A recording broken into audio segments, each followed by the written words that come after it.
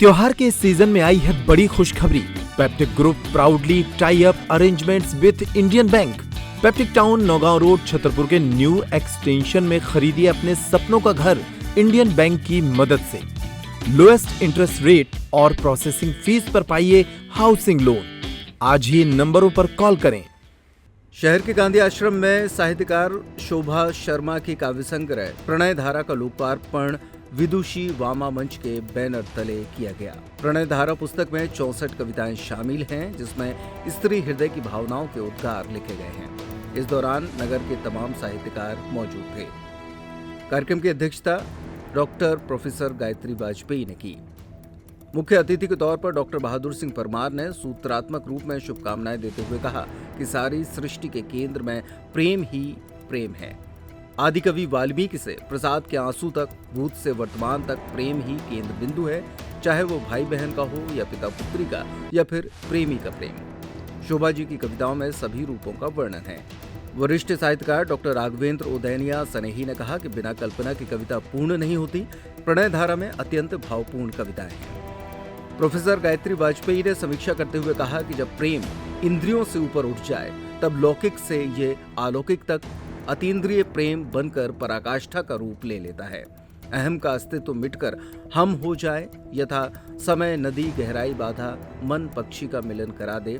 कुछ आध्यात्मिकता चाहते दूर रखती हूँ, नियत मिलन की नहीं, मिलन की रेख हथेलियों में है नहीं, फिर भी है प्रेमी के लिए दुआएं। डॉक्टर आभा श्रीवास्तव ने अपनी शुभकामनाएं भी दी और इसके अलावा यहाँ पर मौजूद सभी लोगों ने काव्य संग्रह की सराहना की। नीरज खरे ने शुभकामनाएं देते हुए कहा कि प्रेम के लिए उम्र का कोई बंधन नहीं होता, जीने के लिए आयु की गिनती का नंबर नहीं होता। उन्होंने कहा कि उम्र के इस पड़ाव पर कवियत्री सिर्फ गद्य पद्य ही नहीं रच रही, वे इंस्टा फेसबुक के साथ यूट्यूबर भी हैं और अच्छी खासी फैन फॉलोइंग के साथ स्टोरी टेलर भी हैं। ये बहुत ही प्रशंसनीय है। उनकी कविताएं निश्चित रूप से पाठक वर्ग के दिल को छुएंगी। कूदो मन न भये 10-20, एक हो तो सो गयो श्याम संग को आराधे ईश। प्रेम का संबंध जो है वो मन से है और वो एक ही बार किसी को अगर चला गया तो फिर वो कोई भी मिल जाए वो फिर कभी दूसरे को स्थान नहीं देता। ये पूरा का पूरा ये भक्तिकालीन कवि से मैडम की सूझबूझ को यहाँ पर मैं बताना चाहूंगी कि उन्होंने एक तो रीति काल के कवि को लिया है जो दूसरा भी आएगा, और प्रारंभ में उन्होंने भक्ति काल के कवि को ले लिया है सूरदास जी को। और ये पद जो गोपिकाओं का उन्होंने दिया है कि उद्धव को वो बार बार इस चीज को कहती है, प्रेम के आगे वो ज्ञान को बिल्कुल तुच्छ समझती हैं और स्वीकार नहीं करना चाहती हैं। निर्गुण निराकार ब्रह्म को भी वो स्वीकार नहीं करना चाहती हैं। तो ये सबसे बड़ी महत्वपूर्ण चीज जो मैडम की आ रही है।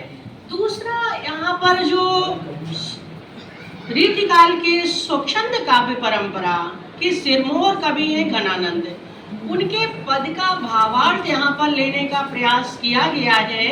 और उसका पद जो है वो पूरा का पूरा जो पद है उसका अगर मैं कहूँ तो इसमें जो भी थोड़ा सा किया है संशोधन, वो पद यहाँ पर इस प्रकार से आता है, अति सूदो स्नेह को मार्ग है जहाँ नेक सयानप बांक नहीं।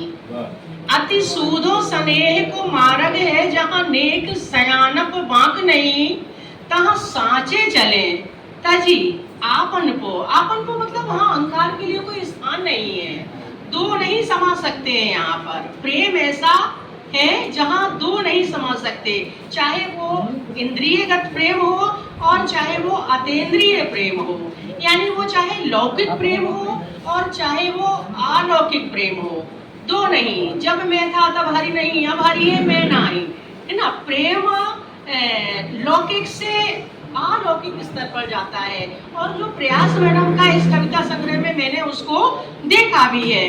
तो वहाँ पर जो कहा गया है, तहाँ सांच चले तजे आपन को, झज के कपटी निशांक नहीं। जो कपटी है, जिनके मन में कपट है, वो इस मार्ग पर चल ही नहीं सकते हैं।